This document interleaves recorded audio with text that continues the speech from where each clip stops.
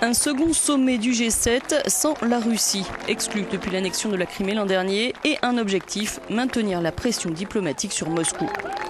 La guerre en Ukraine, tout comme la crise de la dette grecque, s'est invitée au programme de cette rencontre organisée par la chancelière allemande Angela Merkel.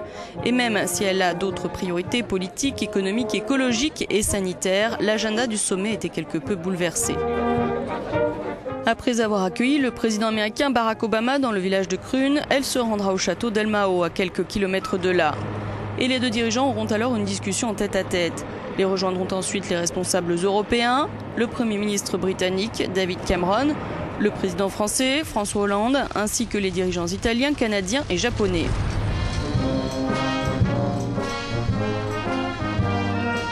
Successeur de l'Allemagne à la présidence du G7, le Premier ministre japonais Shinzo Abe est arrivé dès hier soir à Munich après avoir fait escale à Kiev.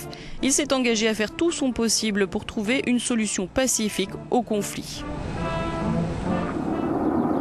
Le château d'El Mao, lieu de la rencontre, se situe dans les Alpes de Bavière à 1200 mètres d'altitude et protégé par un imposant dispositif policier.